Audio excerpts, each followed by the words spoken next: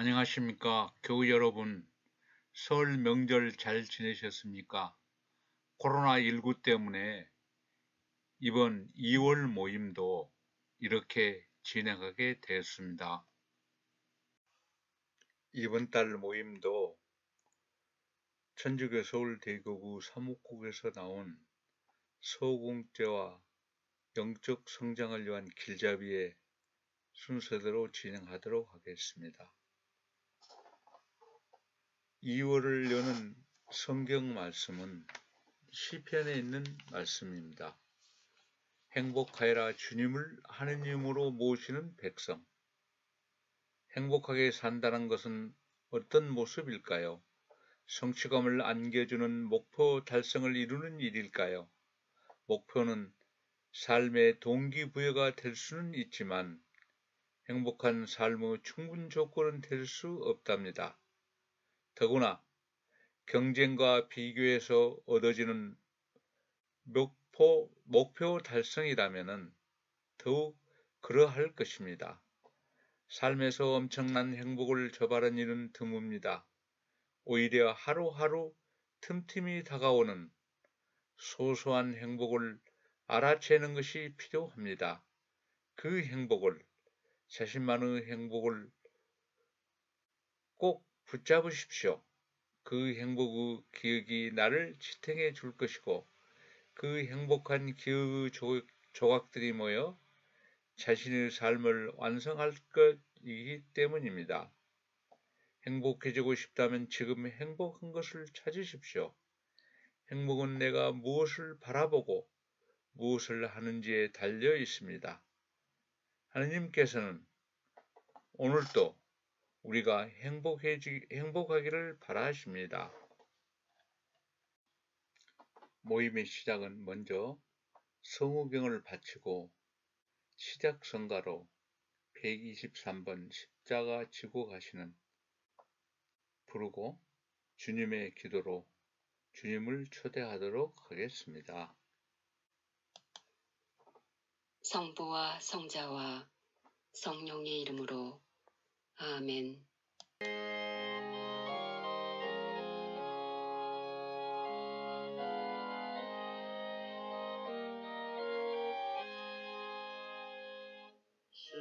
십자가 지고 가시는 내 주의 크신 고통을 십자가 아래 계시는 성마리아를 보아라.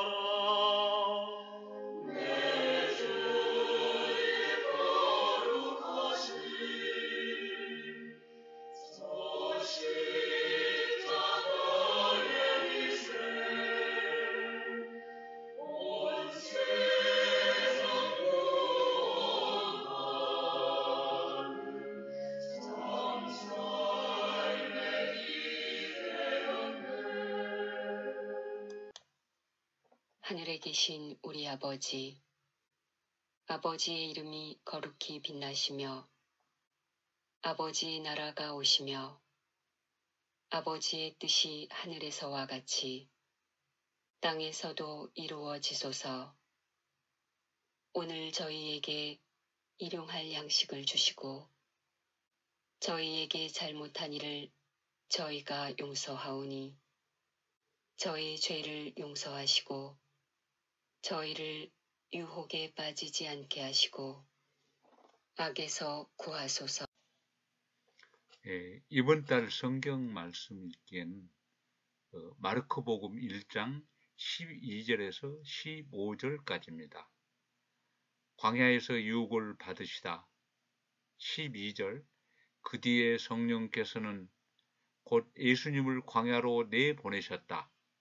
13절, 예수님께서는 광야에서 40일 동안 사탄에게 유혹을 받으셨다. 또한 들짐승들과 함께 지내셨는데 천사들이 그분의 시중을 들었다. 갈릴레아 전도를 시작하시다. 14절, 요한이 잡힌 뒤에 예수님께서는 갈릴레아에 가셔 하느님의 복음을 선포하시며 15절 이렇게 말씀하셨다. 때가 차서 하느님의 나라가 가까이 왔다. 회개하고 복음을 믿어라. 성경 말씀 찾기입니다. 그 뒤에 성령께서는 곧 예수님을 광야로 내보내셨다. 12절에 있는 말씀입니다. 예수님께서는 광야에서 40일 동안 사탄에게 유혹을 받으셨다. 13절에 있는 말씀입니다. 때가 차서 하느님의 나라가 가까이 왔다. 회개하고 복음을 믿어라.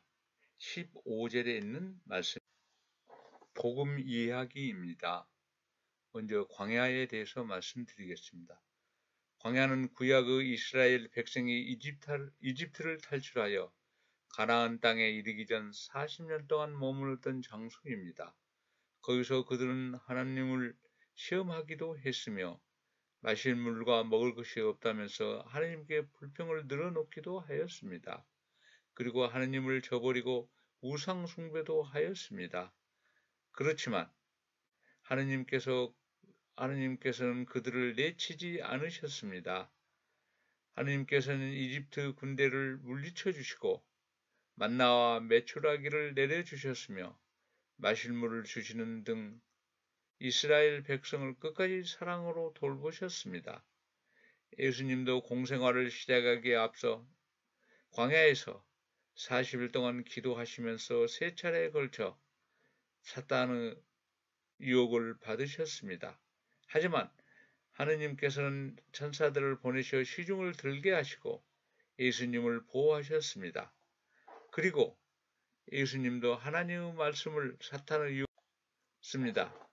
이처럼 광야는 숱한 유혹 속에서 자신의 나약함을 마주하는 공간이면서 동시에 그런 가운데서도 나를 지켜주시고 돌봐주시는 하나님의 사랑을 체험하는 공간입니다. 두 번째로 40의 상징적 의미입니다. 모세는 시나이 광야에서 우상 숭배를 했던 백성을 위해 하느님께 간청을 드리고자 주님 앞에서 단식하면서 40일 동안 엎드려 기도하였습니다. 또한 엘리야는 하느님을 만나기 위해 40일 동안 걸어서 호렙산에 도착했습니다. 그리고 이스라엘 백성은 광야에서 40년 동안 자신의 행복을 뉘우치고 40일 동안 자신의 잘못을 뉘우치고 하느님께 돌아가서는 시간을 보냈고 예수님은 공생활 전에 40일 동안 단식하며 기도하셨습니다. 그래서 성경에서 40일 또는 40년은 하느님을 만나기 위해 인간이 준비해야 하는 정화의 기간을 의미합니다. 다섯 번째로 우리가 함께하는 복음 묵상입니다. 우리가 모임을 할 때 교우님들과 같이 이렇게 같이 읽는 그러한 부분인데요. 사순시기 우리는 부활하신 예수 그리스도를 만나기 위해 우리의 죄와 잘못을 돌아보는 회개의 여정을 시작합니다. 예수님께서는 오늘 복음을 통해 하느님의 나라가 가까웠으니 회개하고 복음을 믿어라 라고 말씀하십니다. 여기에서 중요한 것은 회개가 그저 내가 잘못한 일에 대한 유례적인 반성말을 의미하는 것이 아니라는 사실입니다. 회개는 온전한 변화이며 이는 끊임없는 유혹을 견디어 내야 하는 정화의 여정을 통해 완성됩니다. 회개를 위한 정화의 여정은 쉽지 않습니다. 때로는 아무리 열심히 하기도 해도 응답이 들리지 않아서 답답함을 느끼기도 하고 그래서 하느님이 계시지 않는 게 아닐까 생각할 때도 있습니다. 그래서 혹시 나만 바보같이 이러고 있는 게 아닌가, 나만 손해보는 게 아닌가 하는 생각이 찾아오기도 합니다. 하지만 하나님의 구제를 견디지 못하면 결국 탈출기에서 이스라엘 백성이 광야에서 우상 숭배에 빠진 것처럼 점차 하느님을 다른 것으로 대체하게 됩니다. 사탄은 그 순간 재물, 명예, 향락 등 여러 가지 것들로 우리의 마음을 빼앗아갑니다. 하지만 그것들은 잠시나마 우리에게 행복과 기쁨을 주는 듯 보이지만 영원하지 않습니다. 그리고 오래지않아 우리에게 감사하지 못한 채 늘 만족하지 못하는 마음, 불안감과 초조함, 그리고 허무함을 안겨줍니다. 신앙인은 자신이 원한 것을 원하는 때, 원하는 방식으로 이루어지기를 바라지 않고 하느님께서 원하는 것이 그분께서 원하신 때에 원하시는 방법으로 이루어지기를 희망해야 합니다. 회개의 여정을 떠나는 사순 시기에 우리의 마음을 하느님께 봉헌하도록 노력합시다. 오늘의 성화 묵상입니다. 성화는 1500년경에 후렌데 프렌데스가 그린 그리스도의 유혹입니다. 예수님을 유혹하는 악마는 어떤 옷을 입고 있나요? 그것은 주로 누가 입는 옷일까요? 악마의 오른손에는 무엇이 들려 있나요? 작가는 악마를 수도복을 입은 수도자의 모습으로 묘사하고 있습니다. 그리고 악마의 오른손에는 묵주가 들려 있습니다. 이를 통해 선의를 가장한 채 우리를 유혹하는 악마의 본질이 드러나게 됩니다. 겉으로만 봐서는 우리는 유혹을 식별해낼 수 없습니다. 예수님처럼 기도 안에서 이를 바라볼 때, 하느님의 말씀을 가지고 식별할 때, 달콤한 말과 그럴듯한 모습을 겉구김을 한 유혹을 이겨낼 수 있게 됩니다.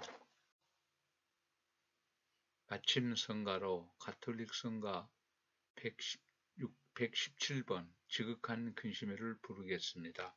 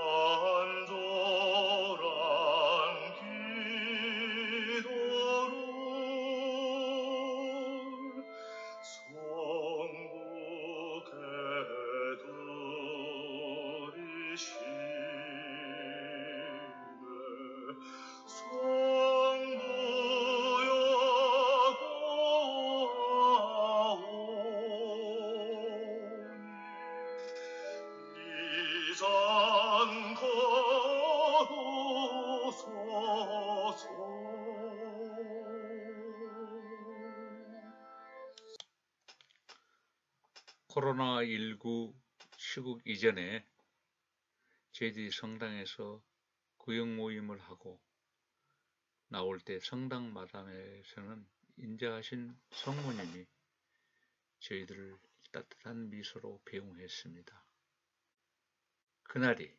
그러한 날이 빨리 오기를 기대하면서 마침 기도로 새로운 선교 열정을 위한 기도와 성호경을 바치겠습니다. 너희는 온 세상을 두루다니며 복음을 선포하여라 하신 주님, 저희는 당신 말씀에 따라 복음을 전하는 선교의 삶을 살아가고자 하나이다.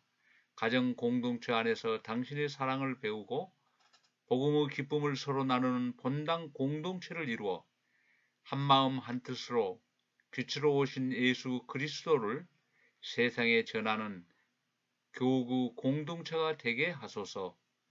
세상 끝날까지 언제나 함께 있겠다 하신 주님, 저희의 마음을 성령으로 불타오르게 하시어 언제 어디서나 구원의 기쁜 소식을 전하는 열정 가득한 복음 선포자가 되게 하소서. 우리 주 그리스도를 통하여 비나이다. 아멘. 성부와 성자와 성령의 이름으로 아멘. 그동안 우리가 우리 교우 형제님들과 교류가 너무 없었습니다. 그러나 이렇게 온라인으로나마 우리가 교우 형제님들과 인사를 나눌 수 있고 또 열정적으로 격려해 주시고 참여해 주신 우리 교우 형님께 감사를 드립니다.